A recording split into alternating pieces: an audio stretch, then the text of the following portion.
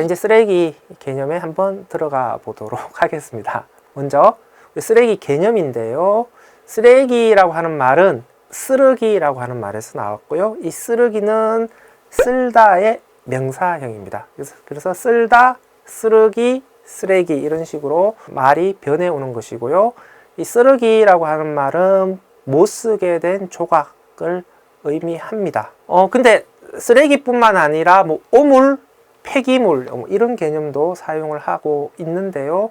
그 개념들 간의 관계를 좀 더 살펴보게 되면은 오물은 좀 더러운 것들을 총칭하는 개념이고요. 우리가 쓰레기라고 하는 말을 쓰기 전에 이제 우리가 가정에서 나오는 더러운 것들을 총칭하는 용어로 오물이라고 하는 용어를 썼습니다. 이때 오물은 우리가 생각하는 쓰레기뿐만 아니라 화장실에서 나오는 분뇨, 뭐 가축의 분뇨, 뭐 이런 것까지 다 포함하는 개념으로 오물이라고 하는 용어를 썼고요. 우리가 이제 폐기물 관리법이라고 하는 현재 법률 이전에 오물 청소법이라고 하는 또 법이 있었어요. 그러니까 1986년까지 이 오물 청소법이 적용이 되었는데 이때는 쓰레기라고 하는 용어 혹은 폐기물이라는 용어 대신에 오물이라고 하는 용어를 썼죠. 그래서 오물세라고 하는 또 쓰레기 처리비를 그런 식으로 또 징수를 하기도 했고요. 다음에 우리가 폐기물이라고 하는 용어를 쓰기도 하는데 이 폐기물이라고 하는 용어는 조금 더 공식적인 행정 용어다라고 생각하시면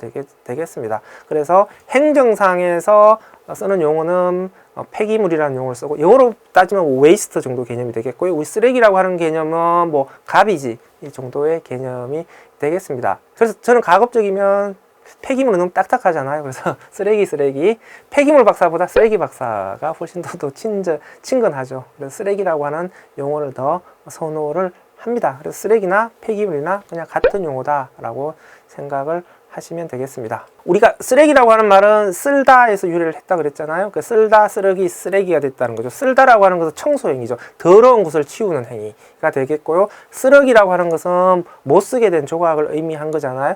그래서 쓰레기를 생각을 해보게 되면 일단 두 가지의 부정적인 의미가 떠오르게 됩니다. 일단 더럽다라고 하는 개념, 그리고 쓸모가 없다라고 하는 개념이 되겠죠.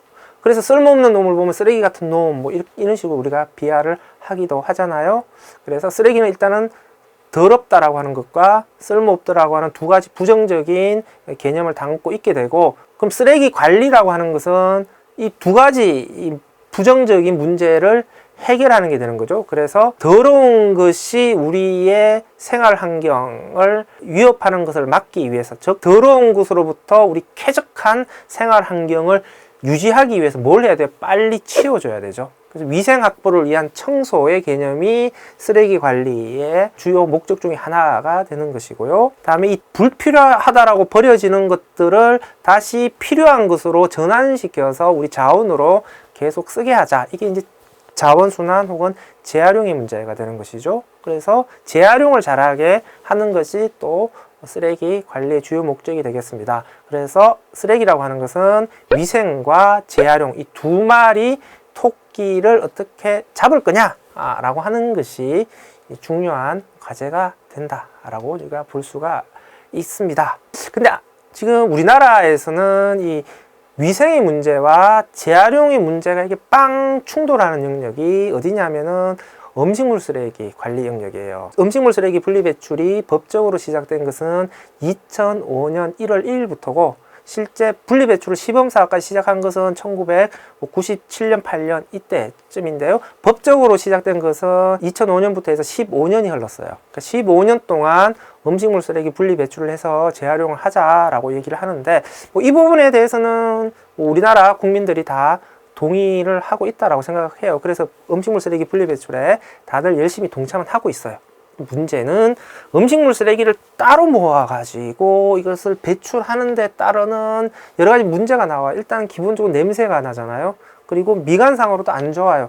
주택가 지역 같은 경우에 봉투에 담아서 음식물 쓰레기를 문 앞에 내놓으면 고양이가 핥히면서 음식물 쓰레기가 터져가지고 길바닥에 쏟아져 나와요. 굉장히 혐오감을 또 유발시키는 것이죠. 결국 뭐예요? 음식물 쓰레기가 따로 배출되어서 나오면서 위생의 문제가 굉장히 안 좋아지는 문제가 발생을 하는 거죠. 그래서 음식물 쓰레기를 관리하는 데 있어서 재활용하는 것은 좋은데 위생적으로 어떻게 잘 관리할 거냐, 이 문제도 굉장히 중요한 문제가 되는 거죠. 이 두 마리 토끼를 시급하게 잡아야 되는 영역이 우리나라에서는 음식물 쓰레기 관리 영역이다 라고 하는 것이고요. 조금 더 깊은 얘기는 나중에 주제별로 할 때 좀 더 깊이 다뤄보도록 하겠습니다. 아마 음식물 쓰레기까지 얘기를 들으시려면 이 강의를 계속해서 꾸준히 잘 따라 오셔야 될 것 같습니다. 쓰레기 개념을 조금 더 깊이 들어가면요, 황당할 것 같지만 이런 질문도 실제 나와요. 그리고 시험 문제도 나왔어요. 사람들이 살아있는 고양이를 길거리에 버리게 되면 이 살아있는 고양이는 쓰레기냐 아니냐. 정답은 쓰레기가 당연히 아니죠. 살아있는 생물체는 쓰레기 개념에서 제외됩니다. 만약에 동물이 죽게 되면 뭐가 돼요? 사체가 되죠. 그것은 쓰레기예요. 그러니까 생명이 붙어 있는 것은 쓰레기가 아닙니다. 생명이 없는 것 혹은 무생물들을 우리가 쓰레기라고 하는 물질로 합니다. 일대 쓰레기냐 아니냐라고 하는 것은 폐기물 관리법이라고 하는 법률이 적용되는 물질이냐 아니냐, 뭐 이런 개념이 되는 거예요. 다음 유령이 나오는 흉가, 이 쓰레기 같은 집 쓰레기일까요? 아닙니다. 기본적으로 부동산은 또 쓰레기가 아니에요. 움직이는 물질이어야 쓰레기가 되는 것인데요. 집이 방치되어 있으면 그것은 그냥 방치된 건물인 거죠. 그리고 토양이 오염되어 있으면은 토양환경보존법에 적용을 받는 그냥 오염된 흙이에요. 이 부동산이잖아요. 토지라든지 집 같은 것은. 그런데 만약에 집을 철거를 해요. 망치로 그 집을 부셨어요. 그럼 콘크리트 조각이 나오겠죠. 그럼 이 콘크리트 조각을 옮기잖아요. 이렇게 움직이게 되면은 이때 움직이는 이 물질은 쓰레기가 됩니다. 오염된 땅이 있는데요. 이 땅을 개발을 하잖아요. 이거 포크레인으로 파요. 파서 그 흙을 딴 곳으로 옮기잖아요. 그러면은 이때 옮겨지는 흙은 폐토사라고 해서 쓰레기가 됩니다. 토양이 심하게 오염되어 있으면 그는 오염 토양으로 관리를 해야 되는데 기름 범벅이 된 오염된 토양을 파는 순간 이것은 유해 폐기물이 되어버려요. 그래서 고정되어 있는 부동산은 쓰레기가 아니고 이것이 움직이게 되면 쓰레기가 된다. 이것을 학계에서는 되게 웃기는데요. 삽이론이라고 해요. 삽이론. 삽으로 떠야만이, 옮겨져야만이 이제 쓰레기 개념에 들어오게 된다. 뭐 이렇게 얘기를 합니다. 쓰레기라고 하는 물질은 오염 물질, 그건 뭐 더러운 물질이니까 당연히 아시겠죠? 그리고 한편으로는 자원이라고 하는 속성을 가지고 있죠. 오염 물질이라고 하는 측면에서 보게 되면은 오염 물질이 우리 생활에 영향을 미치면 안 되잖아요?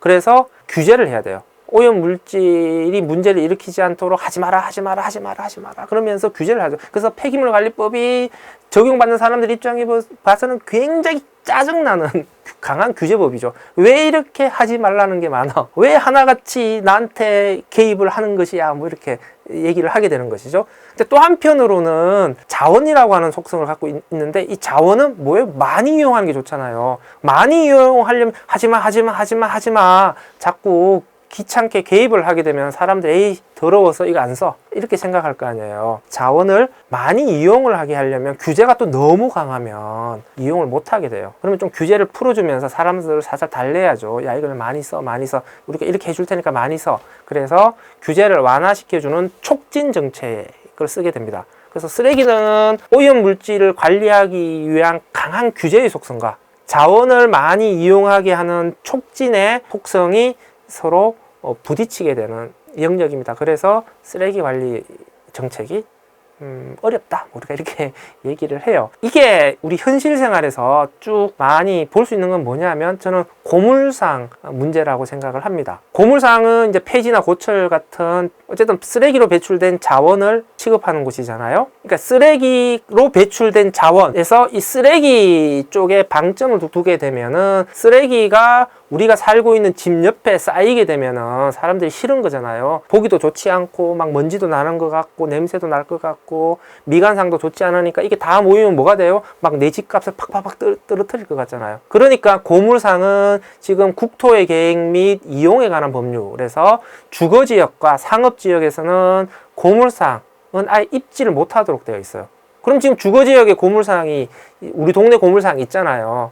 그게 만약에 법률에서 용도지역이 주거지역이라 그러면 거기서 하는 고물상은 불법이 되는 거예요. 주거지역에 고물상 영업하지 마라, 고물상이 들어서지 마라 라고 얘기한 것은 어쨌든 고물상에서 취급하는 그 쓰레기 때문에 민원을 이야기하기 때문에 혹은 쾌적한 생활 환경을 좀 침해한다 라고 보기 때문에 아예 금지시켜 버린 거거든요. 이게 오염물질에서의 규제의 속성들을 의미하는 것이 되는 거죠. 그런데 쓰레기로 배출된 자원이잖아요. 자원이라고 하는 속성에서 보게 되면은 이 고물상이 꽤 의미 있는 역할을 한단 말이에요. 지금 가정에서 분리 배출된 재활용품을 지자체가 다 처리를 못해요. 지금 지자체가 인프라가 안 됩니다. 만약에 고물상이 동네에서 다 빠져버리게 되면은 진짜 쓰레기 대란 나요. 고물상이 그만큼 우리의 가정에서 배출된 재활용품을 관리하는 데 있어서 큰 역할을 하고 있단 말이에요. 그러면 지금 시점에서 우리가 쓰레기 관리를 잘 하기 위해서 동네 고물상을 다 없애버리는 게 맞는 거냐, 아니면은 동네 고물상을 이렇게 막 장려하는 게 맞는 거냐, 두 쪽 다 지금 다 문제를 발생시킵니다. 그러다 보니 지금 이러지도 못하면서 그냥 계속 덮어두기만 하고 있어요. 이것은 고물상 정책이 어려운 것은 그만큼 쓰레기 자체가 본질적으로 가지고 있는 이 모순적인 속성 때문에 그런 것이다 라고 일단 이해를 하시면 되겠습니다. 그럼 고물상 문제 어떻게 풀 거냐? 그 부분은 뒷부분에서 기회가 되면 다시 고물상 문제만 한번 독립적으로 다뤄보도록 하겠습니다. 원래 커리큘럼에는 없는데요. 제가 지금 이렇게 말씀드렸으니까 한번 다뤄야 될 것 같네요.